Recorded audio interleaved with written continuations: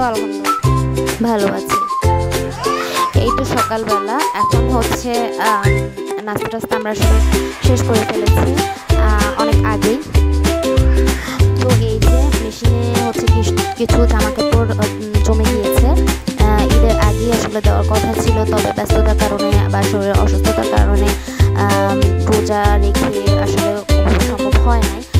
তো এই জন্য কিছু জমা পড়ে গেছে, এগুলো খুব ইমার্জেন্সিতে দিতে হবে। আর এই যে আমার জানালার ওই পাশ থেকে আমার হাঁসগুলোকে দেখা যাচ্ছে, এগুলো আমার হাঁস। আমি 8টা হাঁস আসলে অনেক আগে কিনেছিলাম, যেগুলো পালন করতে গিয়ে মাশাআল্লাহ এখন ওরা অনেকটাই ভালো একটা আকারে এসেছে। আর এই হচ্ছে এখন আমি টুকটাক কাজ করব। আজকে হচ্ছে আমার শাশুড়ি আমার রান্না করবে, ওনার ইচ্ছে হয়েছে রান্না করতে। মোস্ট অফ দ্য টাইম না, সবসময় আমি রান্না করি, বাট এখন ঈদের সিজনটা আসলে শিডিউল চেঞ্জ, মুড চেঞ্জ, উনি রান্না করতে চেয়েছেন, এই জন্য উনি করবেন। আমি সব রেডি করে দিয়েছি। তো আমি ভাবলাম এখন একটু অবসর আছি, একটু প্রয়োজনীয় কিছু কাজ করে নিই। আমার একটু শলার আসলে বর্ষা চলে এসেছে, তো আমরা যেহেতু একটু গ্রাম সাইডেই থাকি বলতে গেলে, সো আমাদের হচ্ছে এই শলার মোটাগুলো খুব বেশি দরকার হয়। তো আমি ভাবছিলাম আসলে বর্ষা ভালো করে আসার আগে আগে যদি এরকম 2-3টা আসলে বানিয়ে রাখা যায়, তাহলে আমার খুব হেল্প হবে ফিউচারে যখন বর্ষা ভালো করে চলে আসবে। তো এই যে আমার এর আগে একটা বানানো ছিল, তো ওইটা এখন কাজ করছি। অ্যান্ড তারপর এরকম বোতলের মুখের মধ্যে ফুটা করে করে নিয়েছি পিছন দিক থেকে, তারপর এইভাবে একটা একটা করে শলা ঢুকিয়ে দেন হইতেছে ওইটাকে আগুনের উপর দিয়ে একটু গরম করে চাপ দিলেই হয়ে যাবে, তেমন কোনো কঠিন কাজ না। আর এই তো এখানে উনি রান্না করছে, আমার শাশুড়ি আমার রান্না করছে। আজকে আমার ননদ আসবে, ওনার ছেলে আসবে, সেই জন্য হচ্ছে আমার শাশুড়ি আম্মা গরুর মাংস দিয়ে আলু দিয়ে রান্না করছে, ডিম রান্না করছে, পোলাও এরপরে করেছে। আসলে ওইটা রেকর্ড করা হয় নাই, ওইটা ঘরে করা হয়েছে, গ্যাসে করা হয়েছে। তো আমি এখানে এসেছি, পরে আমাকে বললো আর কি একটু লবণটা টেস্ট করার জন্য, সব কিছু কেমন হয়েছে এই জন্য। তো আমি হচ্ছে এই যে টেস্ট করলাম, অ্যান্ড খুবই ভালো হয়েছে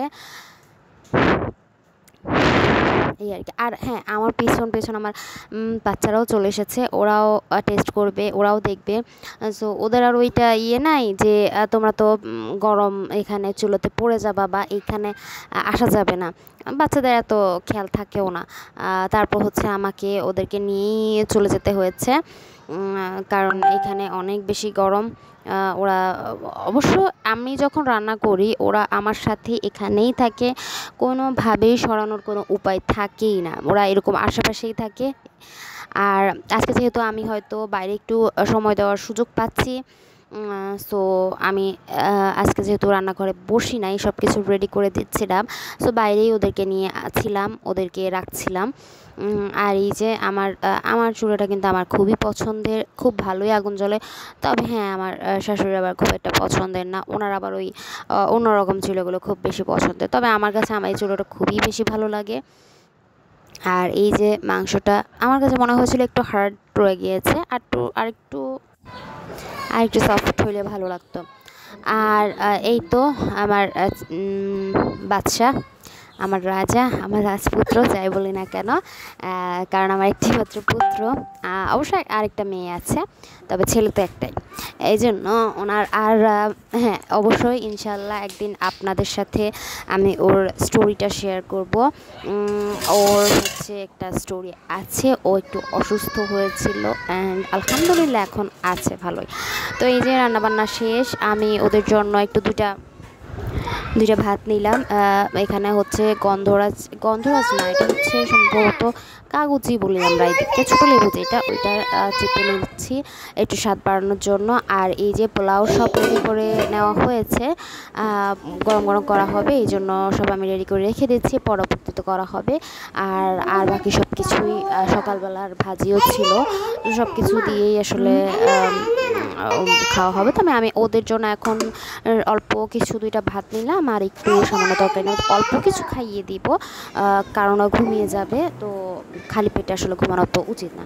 তো আমি এই যে ভাত নিয়ে আসছিলাম, আর আমাদের একটা বিড়াল, বলতে এই বিড়ালটা আমি জানি না কিছুদিন ধরে আমাদের ঘরেই থাকছে, আমাদের রুমের ভিতরেই রাত্রেবেলা থাকছে, একদম আমার কোলে কোলে কোলে কোলেই থাকবে, ওরাও সারাদিন ওকে নিয়েই ব্যস্ত থাকে।